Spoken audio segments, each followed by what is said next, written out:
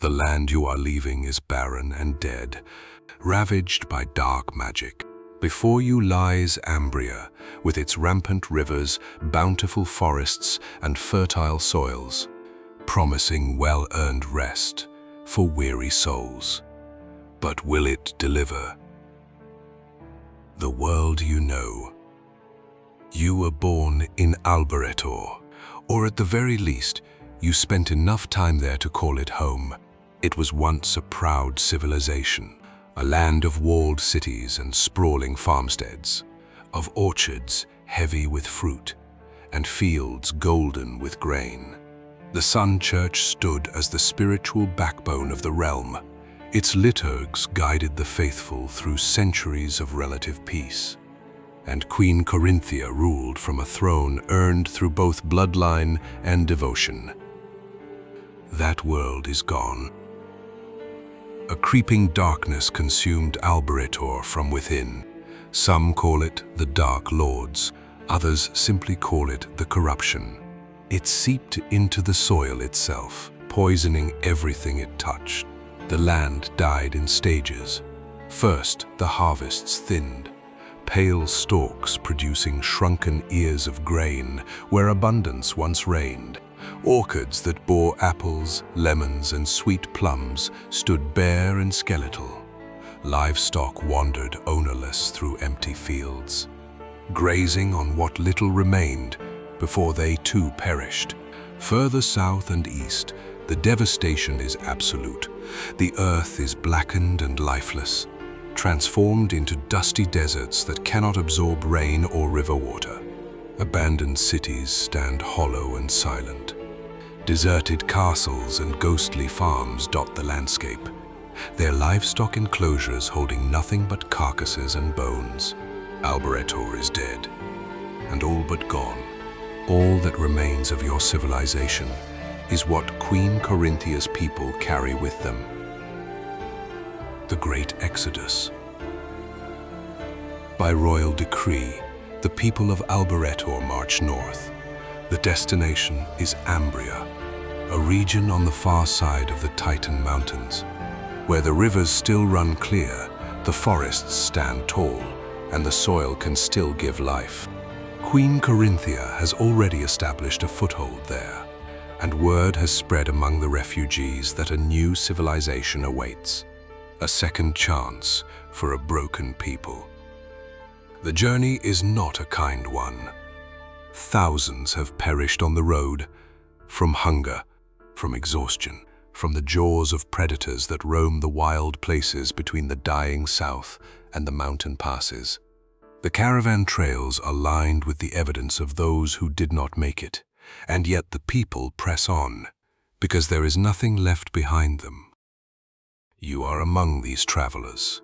You have reached a sprawling caravan camp at the southern foot of the Titans, a temporary settlement of some 40 wagons, parked haphazardly among slender autumn trees. Small weathered tents crowd between the wagons, humble shelters for humble folk, though here and there a nobleman's pavilion rises like a cloth palace, a last stubborn display of status from those who waited until the final moment to abandon their estates.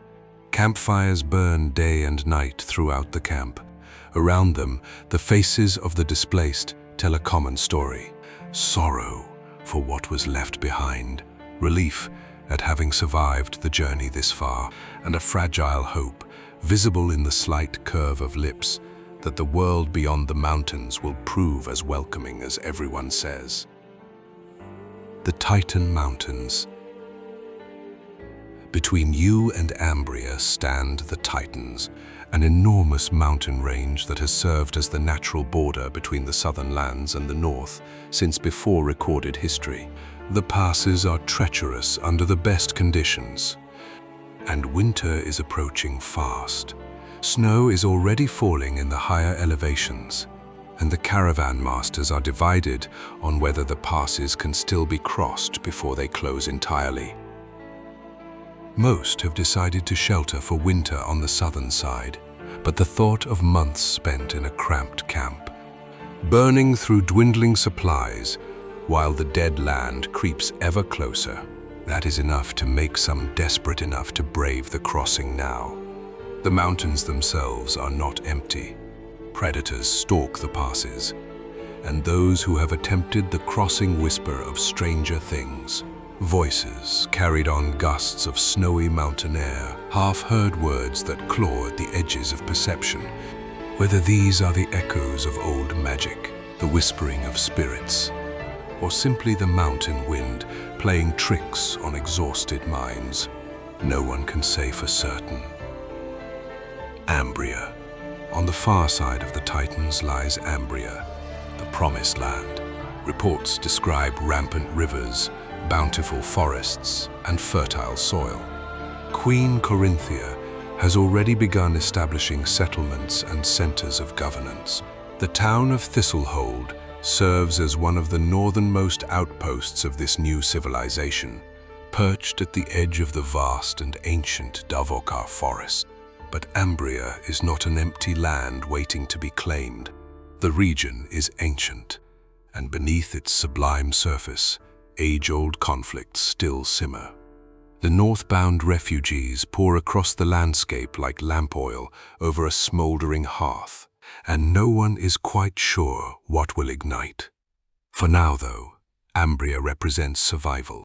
It represents a future, and reaching it is the only thing that matters. The Sun Church, the dominant faith of Alberator, and now Ambria, is the Church of Prios, commonly called the Sun Church.